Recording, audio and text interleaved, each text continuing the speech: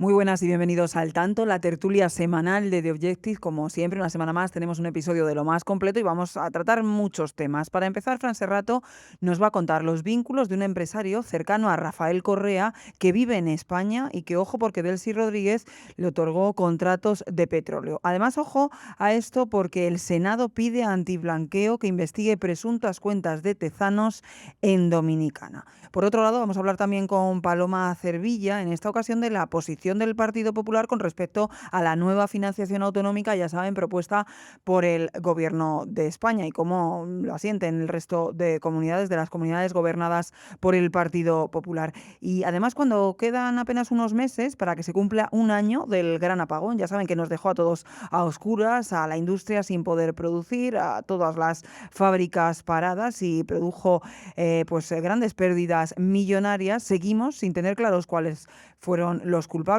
Javier Leal nos va a contar cómo la justicia, atención a esto, ha asumido el relato del gobierno en este caso. Y por último, no se pueden perder todo lo que está contando nuestro compañero Enrique Recio de lo que está ocurriendo en algunas cárceles españolas, porque desde luego no tiene desperdicio. Arrancamos ya.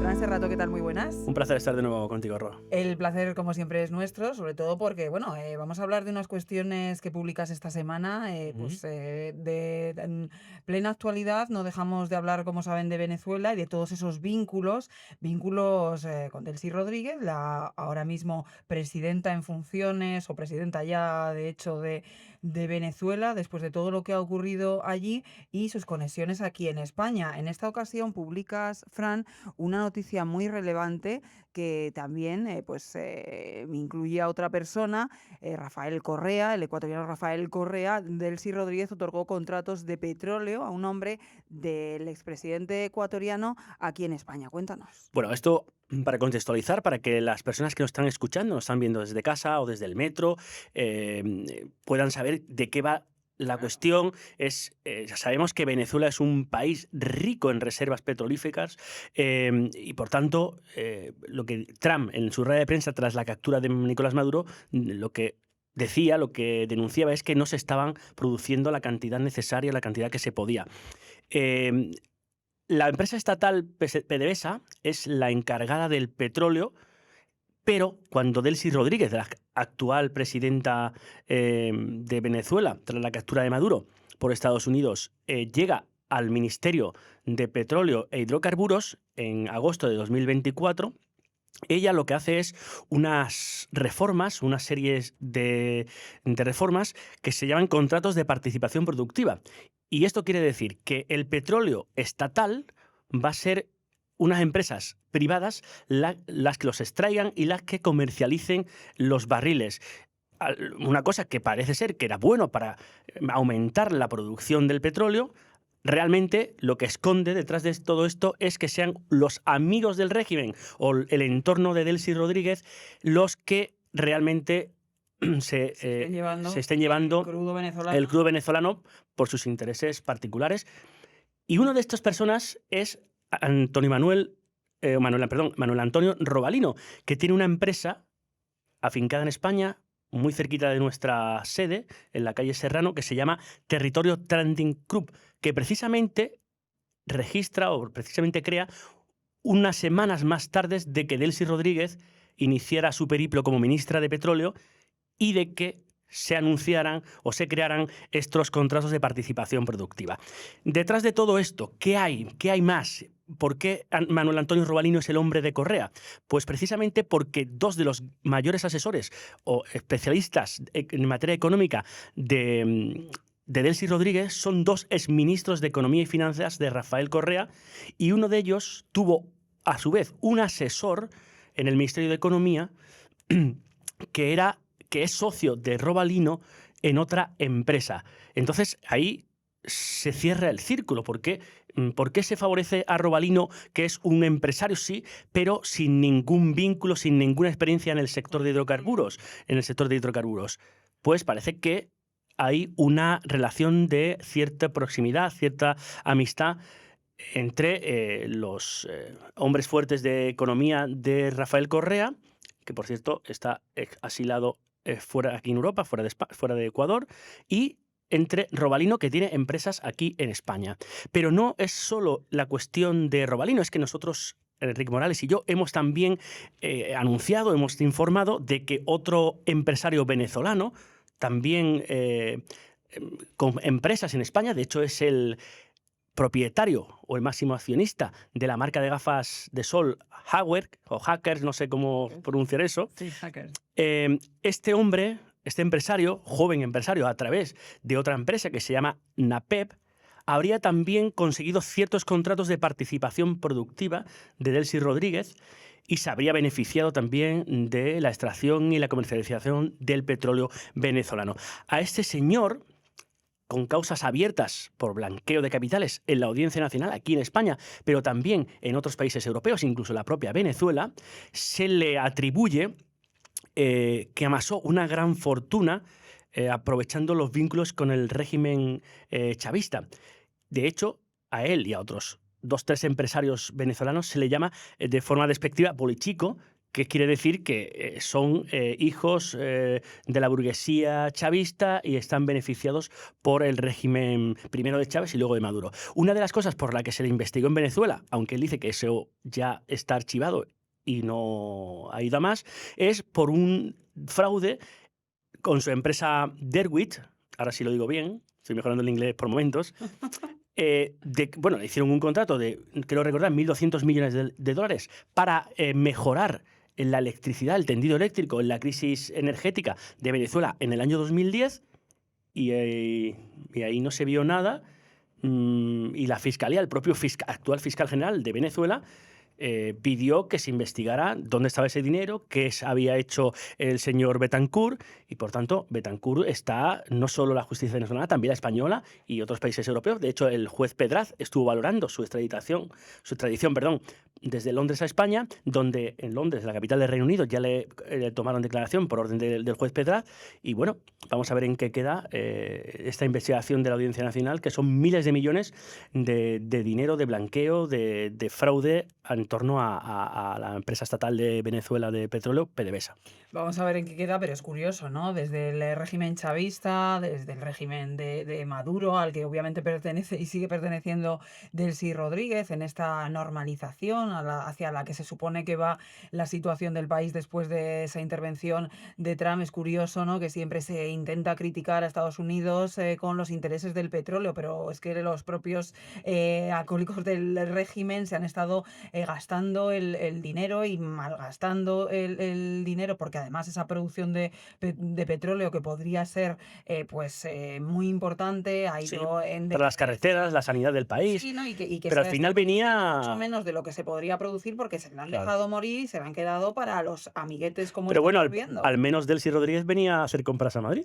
Sí, claro. Entonces, bueno. Veremos en qué queda todo esto, pero hay más cuestiones. Cambiamos un poco de asunto que has publicado esta semana, muy interesantes, Fran, como siempre, pero esta afecta a Tezanos, ya saben, el CIS, el Senado pide antiblanqueo que investigue presuntas cuentas del presidente del CIS en Dominicana. Volvemos a hablar de Dominicana. Bueno, es verdad que el año pasado, en julio, el Senado abrió una comisión de investigación sobre la malversación de fondos a través del CIS. Ahí aparecía, como no, el presidente de este organismo dependiente del Ministerio de Presidencia, de Félix Bolaño, y Tezanos es una figura clave, según algunos, para que se toquen, se interpreten de alguna manera no real esos datos de los barómetros, de las encuestas del CIS.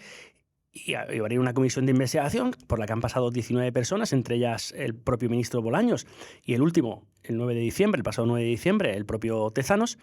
Y bueno, hay un abogado que ha enviado un escrito al Senado diciendo o denunciando con alguna que otra prueba, aunque no determina su origen, que el señor Tezanos tendría 5,5 millones de euros de origen ilícito en el extranjero, en 6 cuentas distintas, 3 en República Dominicana, 3 en Ecuador, 2 de ellas como cotitular con su hijo y su nuera.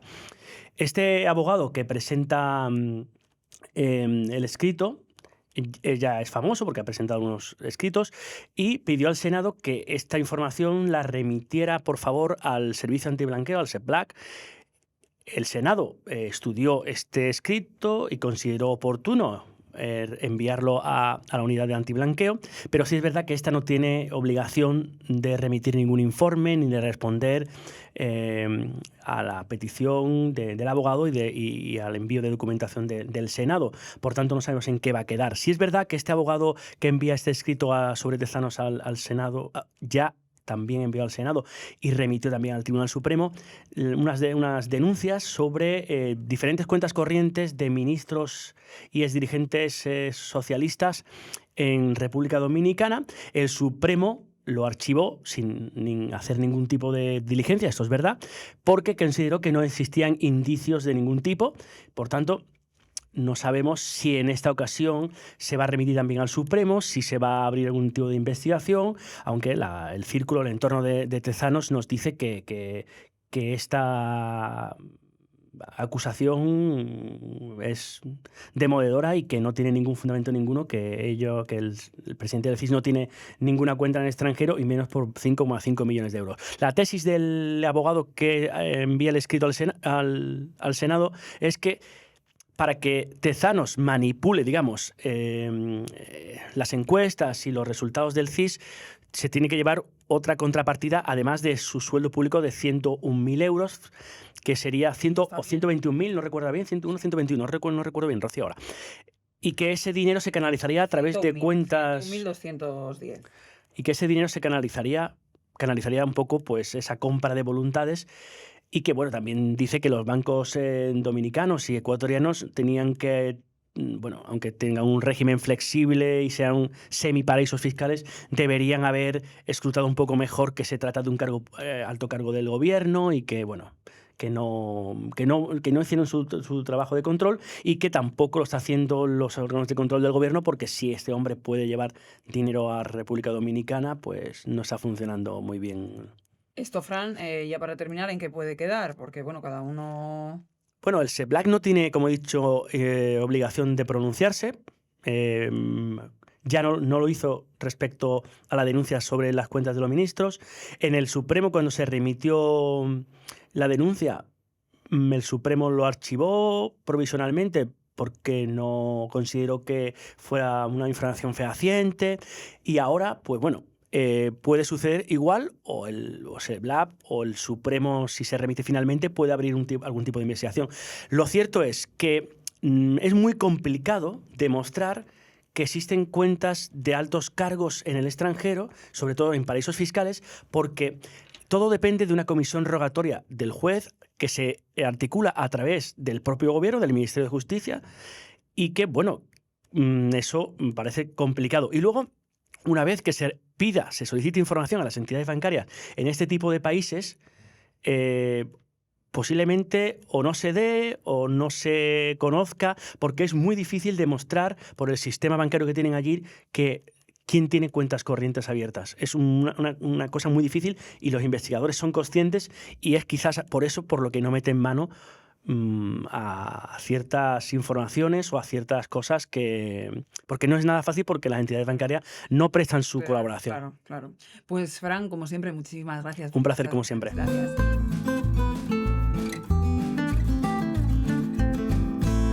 Paloma Cervilla, ¿qué tal? Muy buenas. Hola, ¿qué tal, Rocío? ¿Qué tal? Pues muy bien, vamos a hablar de financiación, de dinero, de presupuestos, porque bueno, es un poco el tema económico, digamos, de la semana, después de ese Consejo de Política Fiscal y Financiero, esas reuniones que yo las recuerdo, muchas veces me ha tocado cubrirlas largas, antes eran más largas, porque era por la noche y al final... También me tocaron en su día, ¿eh? A mí también me tocaron en su Una día. ocasión, y eran largas, recuerdas que al final lo que decían los consejeros, que eso sigue siendo igual, a la entrada no servía para la salida, pero eran, pues bueno, salías del Ministerio de Economía a las 11 de la noche muchas veces, si no más tarde. Claro, ahora, pues bueno, el punto clave es esa financiación que se ha sacado de la manga la ministra de Hacienda, el Gobierno de España, para intentar contentar a Cataluña, pero claro, solo contenta a Cataluña. Pero vamos a cómo valoran esto las comunidades del Partido Popular, y precisamente a, pues bueno, un cónclave especial que tienen este fin de semana, pues ya no solo todos los varones del Partido Popular, sino bueno, todos los presidentes en las autonomías, aunque no estén presidiendo la comunidad autónoma, que tienen una reunión clave como arranque, ¿no?, de campaña en Aragón este fin de semana. Bueno, yo creo que Feijóo lo que quiere hacer es una demostración de fuerza, de unidad de todos los presidentes del Partido Popular, no solamente los que presiden las comunidades autónomas, sino también sus partidos políticos, frente a la desunión que hay en el Partido Socialista, porque como sabemos, en el Partido Socialista hay comunidades como Asturias, como Castilla-La Mancha, que se han mostrado en contra de ese borrador, de esa propuesta que la ministra Montero ha presentado en el Consejo de Política Fiscal y Financiera y que supone la ruptura de la solidaridad entre las comunidades autónomas de España, un principio que es fundamental en un partido como es el Partido Socialista, una izquierda que siempre ha basado su ideario en la solidaridad. Entonces Feijóo lo que quiere hacer este domingo es presentar una foto de todas sus comunidades autónomas unidas frente al descontrol y la división que hay en el Partido Socialista. Claro, es que hablamos de una cuestión clave y también, pues bueno, la idea de Feijóo es al final deslizar, oye, es que esto difícilmente va a salir adelante, si es que la situación parlamentaria está como está y es muy difícil que este sistema de financiación pueda salir, pero el ruido queda ahí también. Bueno, fundamentalmente lo que todos sabemos es que Sánchez no tiene votos en el Congreso de los Diputados para sacar adelante esa propuesta de financiación autonómica que ha pactado bilateralmente con Cataluña, que eso es muy importante cuando los modelos de financiación autonómica se consensúan entre todas las comunidades autónomas. Sánchez Y ha firmado con Oriol Junqueras, que exactamente, siquiera representa claro, no sé. claro, un señor que ha sido condenado, inhabilitado Sí. y que además ha conspirado contra el Estado español. O sea que es de una gravedad, porque ya no solo la bilateralidad, sino con quien lo ha hecho, ¿no? Con una persona que está inhabilitada por sentencia judicial, ¿no? Yo creo que aquí Feijóo lo que lanza es un reto a Sánchez sobre si sería posible que él uniera a todos los presidentes del Partido Socialista en las distintas comunidades autónomas y presentaran el modelo único. Sánchez lo único que ha hecho es pues ganar unos cuantos días más en la Moncloa y sobre todo darle a Salvador Illa los presupuestos en Cataluña. Está claro que si Salvador Illa no contara con este acuerdo entre Esquerra y Sánchez, no podría tener sus presupuestos en Cataluña. Dicho lo cual, es imposible que ese modelo de financiación autonómica salga del Congreso de los Diputados, porque el PP ha dicho que lo rechaza, Junts ha dicho que lo rechaza y no tiene la mayoría parlamentaria para sacarlo hacia adelante. Y luego, de cara a, pues bueno, un poco el discurso interno, ¿no?, de Feijóo con sus varones y también con los presidentes del Partido Popular en las diferentes autonomías, llama la atención una noticia que publicaste esta semana, Paloma, en la que, pues bueno, lo que el presidente del Partido Popular está insistiendo y está exigiendo a puerta cerrada a sus cargos es que, oye, vamos a evitar, ¿no?, vamos a evitar discrepar, vamos, como decías al principio, a intentar no discrepar sobre este tema de la financiación, aunque es verdad que todos sabemos desde hace años que las sensibilidades en esto son muy diferentes en diferentes comunidades autónomas, que se sienten mejor o peor tratadas, pero vamos a mostrar esa imagen de unidad ante las diferencias que hay en el Partido Socialista. Bueno, Feijóo sabe que este año es un año clave para la política española y para el futuro de España, porque empieza el ciclo electoral que empezó en Extremadura y el año que viene hay elecciones generales. Con lo cual, Feijóo sabe la importancia de mostrar una alternativa única en el Partido Popular. Lo que contamos nosotros en el periódico es que el fin de semana pasado, coincidiendo con una interparlamentaria del Partido Popular, sin estar previsto, Feijóo se presentó iba a ir el domingo, estaba el sábado, pero lo que se le dijo a todos los presentes que no se fueran, que iba a haber un encuentro privado con Feijóo.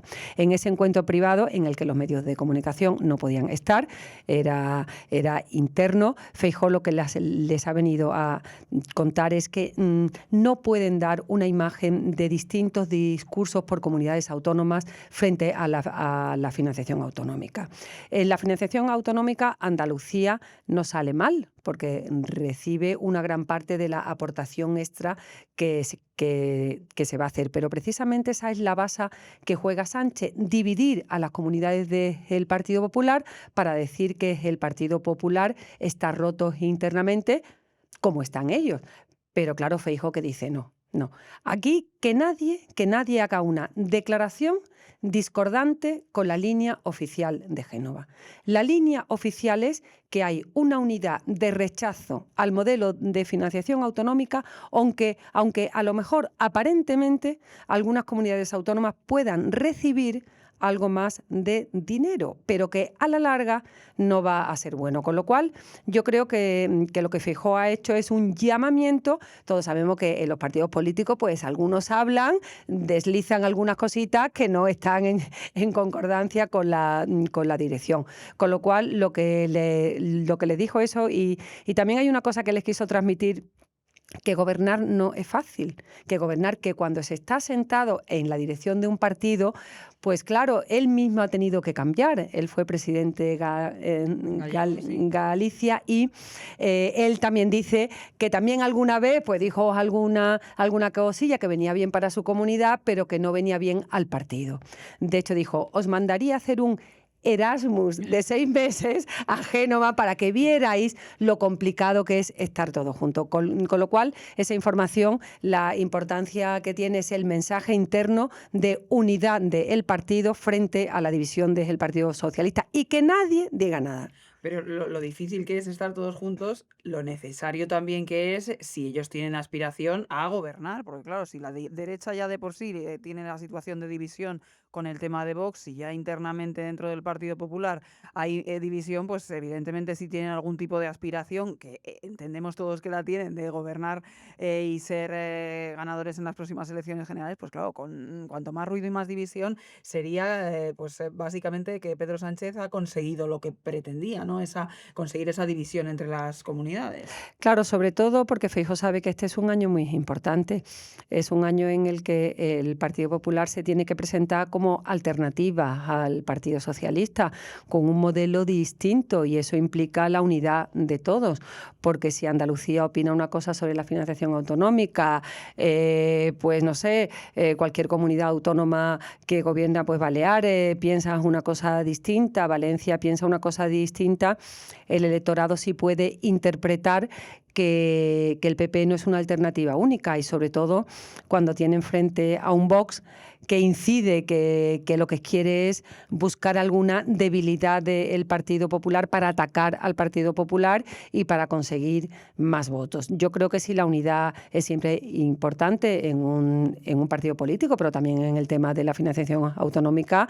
Tú sabes que muchas veces hay comunidades que discrepan en algún puntillo, en alguna cosa, y bueno, en un momento de una situación pues equilibrada en la política, que no hay elecciones, pues bueno, se perdona, son unos pecadillos que se perdonan, pero en un año electoral no pueden cometer ningún desliz que deje entrever que en el Partido Popular hay una fisura en un tema tan importante como es el tema de la financiación autonómica. Y ya, Paloma, aprovecho que te tengo aquí, que cubres la información del Partido Popular. Bueno, pues hemos dicho que el domingo hay ese cónclave, ¿no? Un poco de pistoletazo de salida para las elecciones, para la campaña electoral en Aragón, pero también el lunes hay una cita importante, esa reunión de Feijóo Sánchez para hablar en principio de Ucrania, pero os espera, ¿qué expectativa hay en el Partido Popular sobre este encuentro?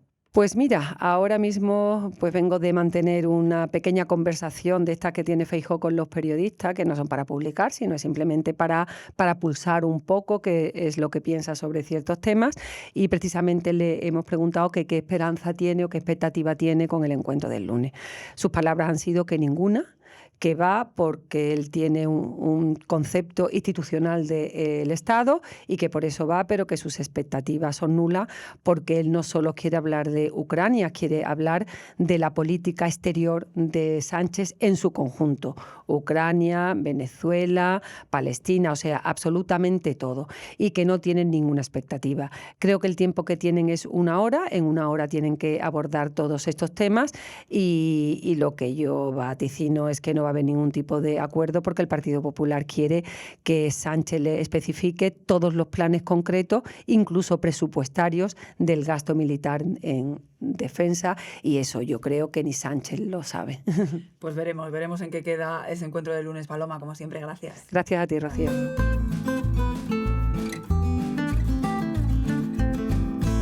Javier Leal, ¿qué tal? Muy buenas. ¿Qué tal, Rocío? ¿Cómo estás? Pues muy bien, vamos a hablar del apagón, del gran apagón, porque va a hacer un año en abril.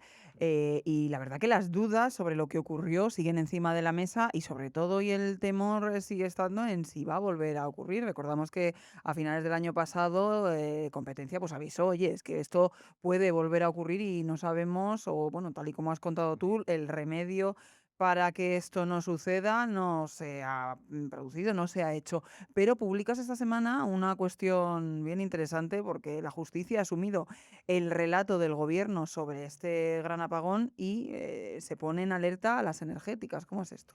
Sí, al final la gran preocupación de las energéticas es este tema, ¿no? De quién es el culpable del apagón que tuvo lugar el 28 de abril. En el sector más o menos hay una frase que comparte casi todo el mundo y es que, bueno, responsables fueron todos, pero culpable fue Red Eléctrica. Pero bueno, lo que publicamos es la sorpresa que ha salido el pasado lunes. Hubo un auto de sobreseimiento donde la Audiencia Nacional asumió las tesis del gobierno, que básicamente fue un comité de expertos que creó el Ministerio de Transición Ecológica, fue presidido por el propio ministerio y que repartió culpas entre Red Eléctrica y las eléctricas.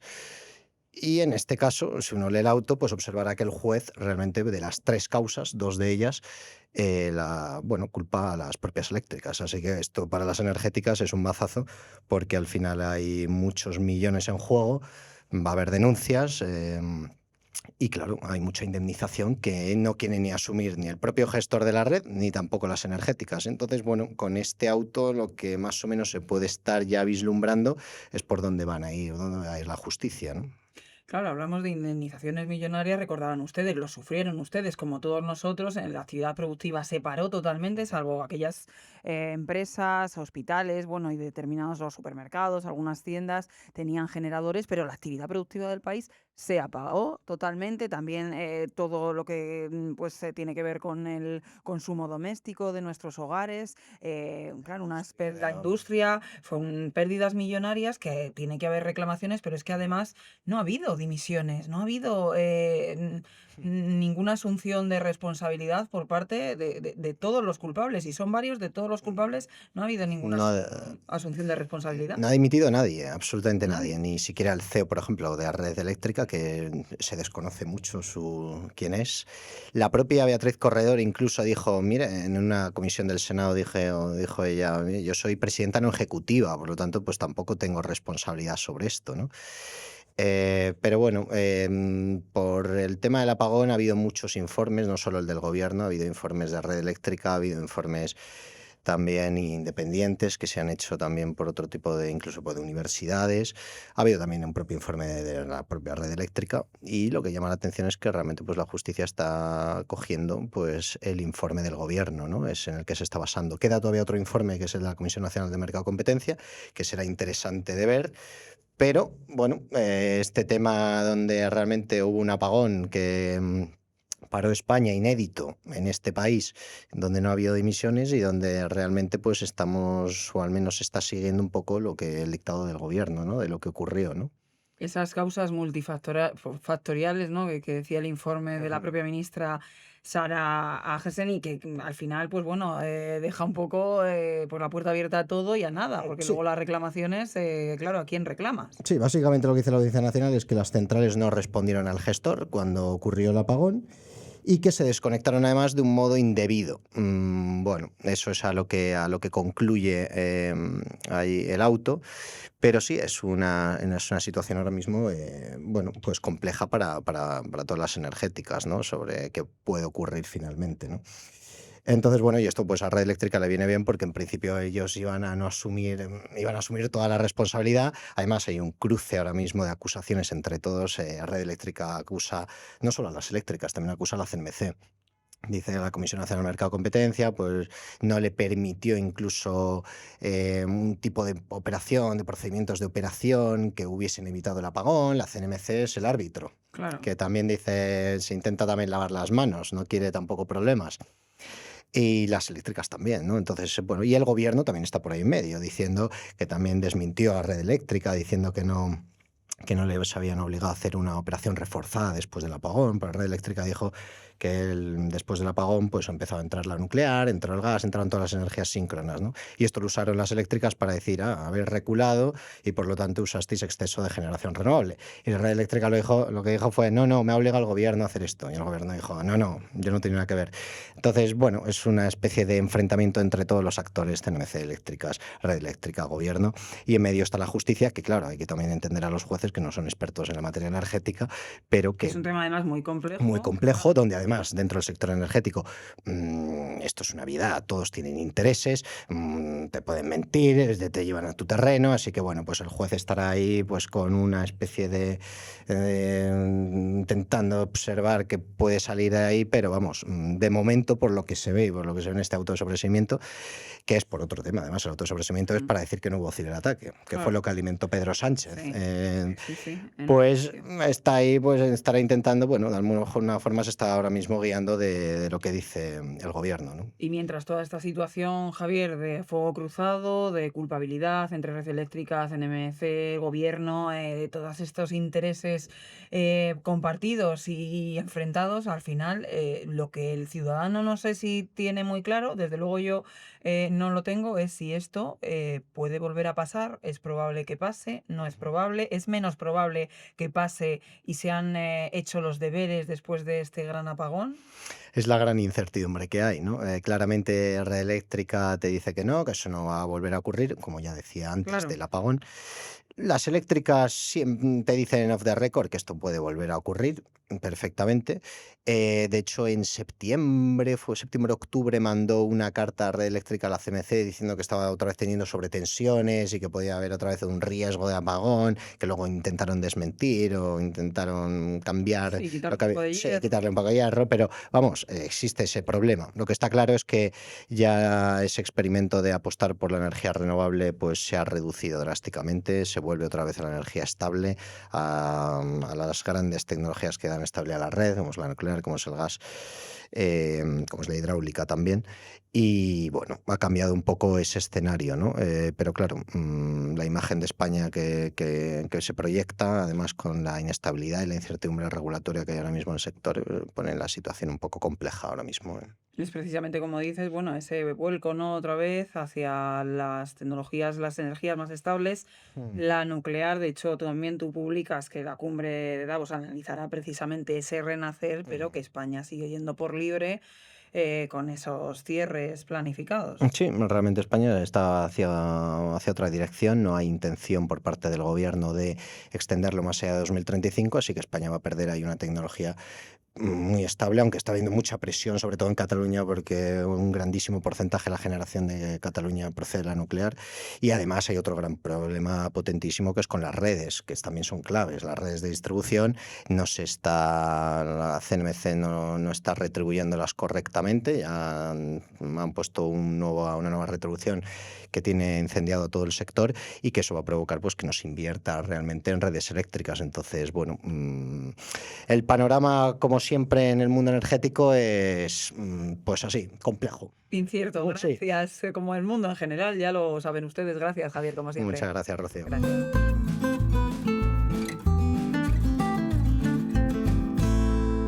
Enrique Recio, ¿qué tal? Muy buenas. Hola Rocío, ¿qué tal? ¿Cómo estás? Vamos a hablar de varias cuestiones que has publicado estos días y que, bueno, a mí me han generado desde luego mucha inquietud porque ya saben que nuestro compañero pues toca en muchas ocasiones temas relativos a lo que ocurre en las cárceles de nuestro país y vamos por partes. Vamos por un lado a hablar de lo que está sucediendo en Cáceres porque hay bastante alarma, malestar sobre todo en la cárcel de Cáceres por el terror instaurado has publicado, Enrique, en los últimos días, por una subdirectora y su marido.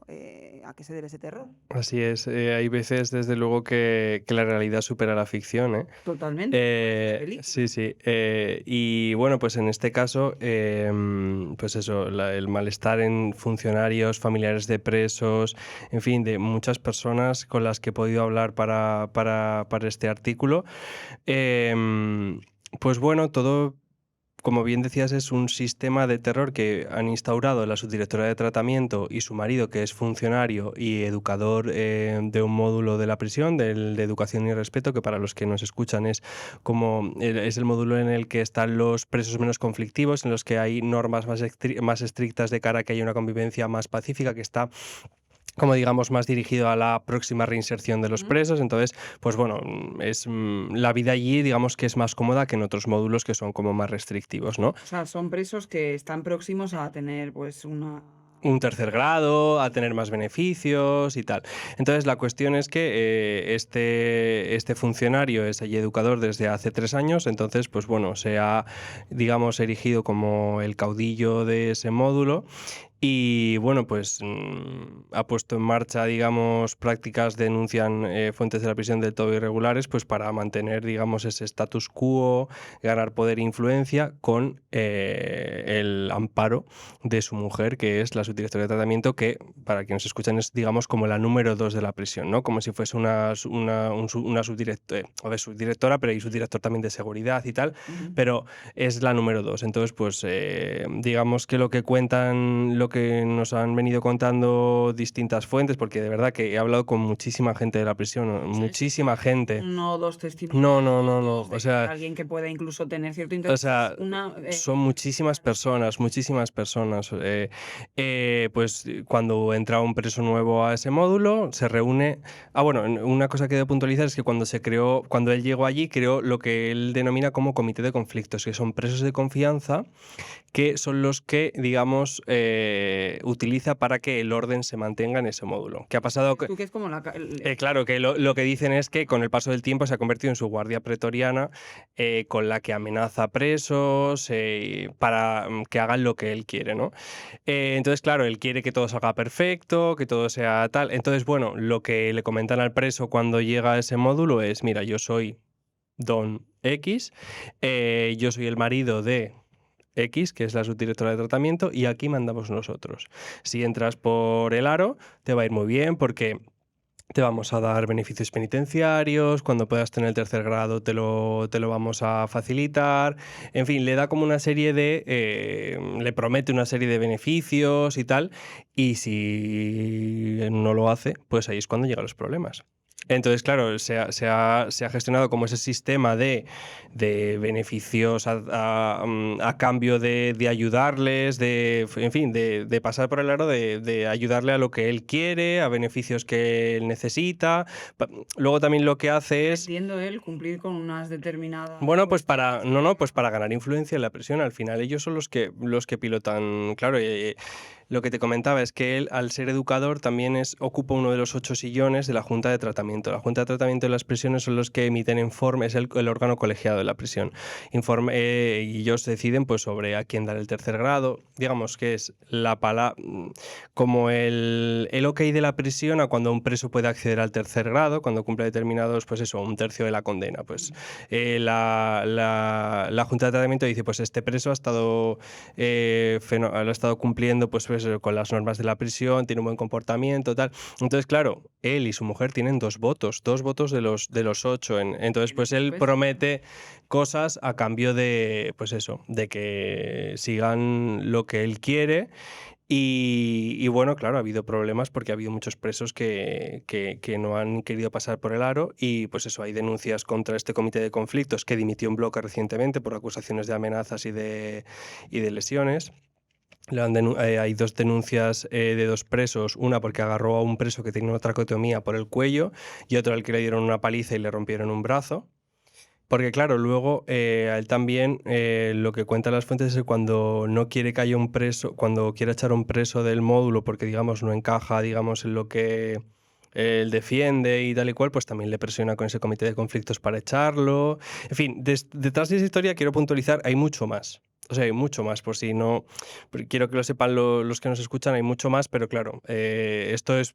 hay que ir poco a poco. hay que ir pues, Pero de verdad que lo que pasa en esta prisión, como te decía antes, la realidad supera la ficción, no es algo lo contado. que tú estás narrando, lo que... O sea, hay un sistema mucho más oscuro detrás de todo este malestar y de todo. Es que de verdad que las quejas son múltiples y en todas las direcciones. Es un sistema que se ha perpetuado con estas dos personas que lo que quieren es tener su autoridad por encima de todo, incluso, pues bueno, por un lado, si cumples y pasas por el aro, lo que dices, tendrás beneficios, pero también castigos, porque les amenazan con quitarles el trabajo que tienen. Efectivamente, claro, el educador también tiene un papel muy importante a la hora de asignar trabajos, porque cuando se quedan las plazas vacantes en los módulos, el educador propone y la subdirectora de tratamiento es la que elige quién se queda con esos puestos. Puestos en cocina, puestos en mantenimiento, puestos, en fin, en la cárcel pues hay todo tipo de trabajos, ¿no?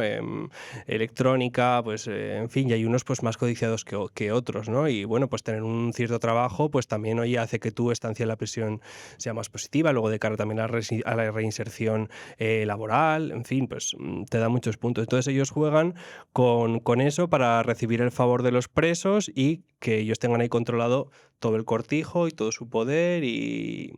Insistimos, hay mucho más. Nuestro compañero está trabajando en pues bueno, conseguir recabar toda esa información. Evidentemente son temas muy conflictivos y complicados y hay que ir pues despacio y tener todo muy bien atado, pero también en esta información lo que dejas claro es esas dos denuncias que en bloque, como comentabas, había dimitido el comité de conflictos recientemente, pero que la dirección del centro de momento no hace mucho más. Por ahora, nada. Sí que hay algún periódico local se ha hecho eco de la información ahí en Extremadura y hay ahora muchísimo malestar, todavía más, de los funcionarios porque ven que está la cosa, digamos, un poco a ver qué pasa, ¿no? Instituciones penitenciarias también conoce esta información y al parecer pues está iniciando algún tipo de indagación o de comprobación para ver qué es lo que está ocurriendo.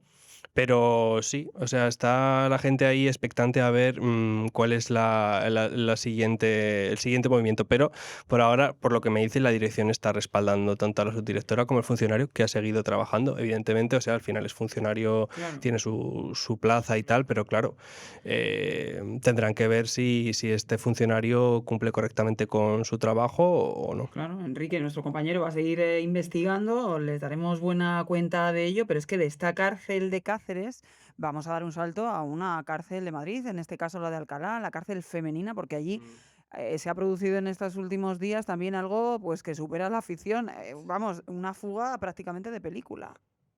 La verdad es que sí, que nos están dando las prisiones españolas mucho contenido estos últimos días. Inicio de año. Sí, efectivamente hemos contado que una presa la última semana del año pues aprovechó para huir de la prisión, escondida en un camión. Escondida en un camión, claro. Comida. Exacto, sí. Uno después es un proveedor de la prisión que no me han dicho exactamente qué es lo que llevó a la prisión, pero imagínense, pues alimentos o cualquier tipo de objetos que necesitase la prisión, pues aprovechó en un momento de despiste. Es verdad que por las mañanas, pues como ocurre en muchos trabajos, hay más trasiego y tal, entonces en ese momento aprovechó para escabullirse del módulo y luego llegó hasta la zona de descarga, se metió en el camión y se piró. Y claro, los funcionarios no se dieron cuenta hasta el recuento que fue porque esto fue por la mañana, fue bastantes horas después, ya dieron la voz de alarma y tal, establecieron el protocolo, se avisa a policía, guardia civil, juzgado de guardia, el juez de vigilancia penitenciaria, y la pusieron en búsqueda de captura. Y la suerte que han tenido, porque de verdad que las últimas fugas han costado bastante dar con los fugados, ¿eh? Pero esto fue en cuestión de 3-4 días, la detuvieron en Coslada. Alcalá Meco Coslada, bueno, pues Claro. no salió de la... Claro, no estaba muy lejos y nada, lo solucionaron en 3-4 días. Pues el plan que había perpetrado la presa no salió como tal vez ella esperaba y ya sí que Instituciones Penitenciarias ha abierto una información para ver de quién es la responsabilidad. Pues esto derivar seguramente en expedientes disciplinarios contra funcionarios Claro. Pero claro, lo que se quejan es que lo grave es que las cámaras de seguridad, o sea, no solo los funcionarios o sea, los funcionarios de prisión no son la única barrera de seguridad que hay en una prisión. Hay muchos sistemas de vigilancia, cámaras. Entonces ellos te dicen que, o sea, las fuentes cuentan que hay los sistemas de seguridad en muchas prisiones, sobre todo las más antiguas, están muy obsoletos, porque hay muchas piezas de esos sistemas que ya no se pueden cambiar porque no se fabrican. Entonces, tienes de repente un sistema de seguridad que has comprado hace 20 años que está completamente obsoleto y a la hora de que presenta fallos y tal, pues es un problema, ¿no? Entonces, efectivamente, pues habrá que depurar responsabilidades de alguna forma, porque claro, no se dieron cuenta que faltaba esa No, y porque presa, ¿no? esto Pero, deja la duda de habrá sido la presa sola la que ha conseguido pues ver el horario en el que claro, sale el camión. O sea, bueno, hemos visto muchas películas y esto a veces pues hay detrás mm, pues cierta ayuda o al menos cierta información que igual la presa no debería conocer para ujú, tener una salida tan fácil. ujú. Bueno, date cuenta que al final los presos, si lleva mucho tiempo ahí, conocería perfectamente cuándo solo el cambio de turnos, cuándo son los momentos, digamos, como en los que puede haber tal vez una menor vigilancia dentro de que la hay, pero pues es un cambio de turno, uno entra, sale, tal. Puede aprovechar cualquier despiste si tiene estudiado perfectamente el plan para saber cuándo, Sí, cuándo porque irse, uno ¿no? piensa que las prisiones Claro, están casi que es imposible salir claro. de ellas, A ver, porque debería ser imposible porque hay evidentemente, muchísima, quiero decirte, hay, en fin, pues como sabemos todos, hay millones de rejas, es muy difícil, ¿no? Y además en este caso me dijeron, es que no trepó por las paredes, ni porque ha habido otras ocasiones, otras fugas que he contado, me viene a la cabeza la de Picassent, que se descolgaron con las sábanas a través de las rejas, o sea, la típica imagen de sí, película de hacer sí. una cuerda con sábanas y descolgarse de las ventanas. No, aquí no hubo nada de eso, o sea, salió por su propio pie y se escondió, no se sabe si en el interior del camión, o hay muchas veces que me contaban las fuentes que en otras ocasiones en los ejes de las ruedas de los camiones se han llegado a meter presos para salir de la prisión, o sea, Al ha sido final es la tremendo. prisa, el ingenio, No, no, ¿sabes? O sí, sea, sí, claro, tienen muchas horas. mucho tiempo para pensar, claro. Pero bueno, es que decías, estamos sumando lo de Cáceres, esta fuga o intento de fuga, 4 días fuera de Alcalá Meco, en Ujú. la cárcel femenina de Alcalá Meco, la encontraron a esta mujer en Coslada, pero también en Soria, ¿no? Un intento de motín hace Mm. poco, o sea, hemos tenido de todo. Efectivamente, efectivamente. Fue hace el fin de semana pasado, intento de motín en Soria, que aparentemente es una cárcel bastante tranquila. No suele dar nunca muchos titulares. Sí, pero no, bueno, no hay. Hermanitos de Exacto, caridad, lo no que son sea. hermanitos de caridad, pero no suele dar muchas noticias la prisión de Soria, ¿no? Más allá de que contamos que es gigantesca y está deteriorada, porque hay muchísimas plazas y igual 100 y pico presos, entonces ha caído en desuso. Pero yendo al grano, hubo un intento de motín porque pillaron a un preso que llevaba medicación que no era suya, no era de su propiedad. Digamos como que pues hay mercadeo de medicación y tal. Entonces el funcionario, pues eso, al no querérsela dar el preso y tal, pues hubo ahí un momento de tensión. Al final se la retiró, pero otros presos fueron a ayudar ahí, rodearon a los funcionarios, fue la jefa de servicio. Hubo un momento ahí como de tensión en el que se animó al resto de los presos a ir contra los funcionarios y contra la jefa de servicio, pero al final se pudieron calmar un poco las aguas, no se llegó a, digamos, no fue fue un altercado grave, pero tanto como un motín, ¿no? O sea, fue un intento, pero un altercado grave que se pudo solucionar y nada, los llevaron a aislamiento. Pero claro, lo que te dicen es que la falta de médicos, que esto también lo hemos contado muchas veces, la falta de médicos conlleva que no se controla detalladamente la medicación de todos los presos, entonces eso pues genera muchísimos problemas, claro, sí. Con Claro, medicación de todo tipo efectivamente. y altera. Y claro, eso produce pues eso, el mercadeo de yo te doy y tal, y gente con medicación que no debería tomar. Entonces, pues eso al final, el descontrol que existe por la falta de médicos y tal, pues deriva en que se produzcan estas situaciones con la medicación. Pues el mundo en general, la política internacional, la nacional y también la penitenciaria, solo 15 días que llevamos del Ya, año y bueno, está muchísimas cosas. la cuestión muy agitada. Te seguimos Sí. leyendo con todo el interés, Enrique, porque, bueno, pues como le han escuchado, él sigue investigando sobre lo que ocurre en Cáceres y hay que atar bien toda la información porque desde luego es un tema muy complejo. Gracias, Gracias, Enrique, Rocío. como siempre. Y gracias a todos ustedes, ya saben, pueden encontrarnos en nuestras redes sociales, también en www.theobjective.com y, como no, en su plataforma favorita de podcast. Un abrazo.